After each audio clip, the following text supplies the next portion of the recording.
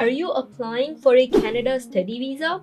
Think twice before you believe the big lie about your bank statement. Find out what I struggled with when I was applying for my own study visa and make sure you don't make the same mistakes.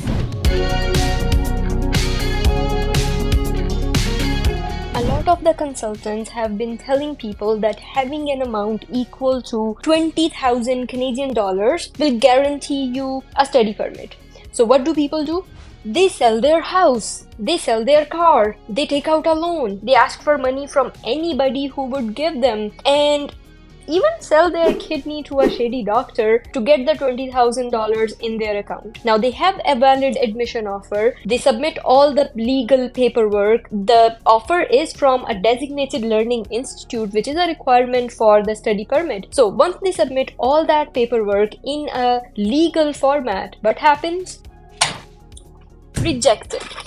That's what happens, because what they didn't take into account was that having a sudden amount of money in your account when you cannot show the means, the sources for that money is a big red flag on your application. Now, before I tell you about what is the right way to apply for study permit and what is the right way to handle your bank statement, I want to touch upon two other misconceptions about the study permit. And that is, having relatives in Canada will help your chances for study permit.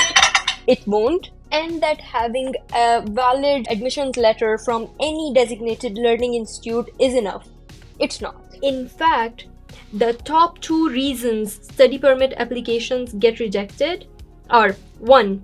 The visa officer is not convinced you have enough financial means to support the duration of your stay in Canada. 2.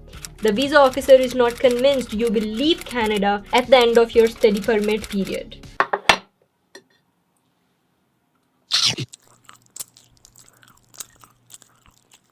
Also, coming back to the topic of DLI Institute offer, a lot of people believe that having a valid admissions offer from any designated learning institute is enough to get a study permit, which is not true. If your field of study is easily available in your country, your chances of getting a study permit to study in Canada for the same field are quite low. So you have to really justify in your application why you want to study in Canada for that particular field, why it's not available in your country, and why Canada is the best place for you to study.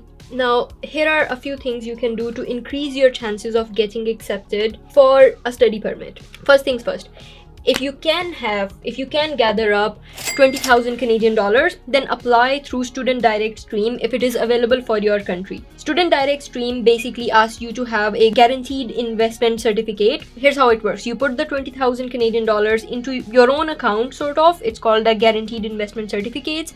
And this amount will become available to you once you arrive in Canada on a monthly basis or bi-weekly basis. You will keep getting it throughout the year to support yourself. So if you can have $20,000, apply through Student Direct Stream if it is available for your country. But if it is not available in your country, or if you are unable to gather 20,000 Canadian dollars at any given point, chances are you're a scholarship student and you're applying on a scholarship. Then you don't need a hard and fast limit for a certain amount in your account to apply for your study visa. Use your scholarship letter, your admissions offer as your proof of financial means, together with any reasonable amount that is expected to be in your account or your parents' account when you're applying for your study permit application. Another thing you can do is to increase your chances of getting a study permit approved is to show strong ties to your country.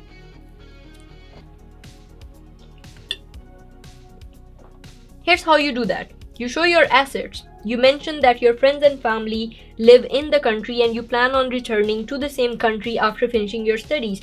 You outline your plan after your studies, which basically should include what do you plan to do after finishing your studies? Do you plan on moving to another country? And definitely, if you're applying for a study permit, your plan should not include just staying within Canada. If you want to know more about this, I have a video on my channel that in detail lists how you should prepare your explanation letter if you're planning to apply for a study permit to come to Canada. So don't forget to watch that next here. I'll leave it here. This video is getting too long, so I'm gonna end it here.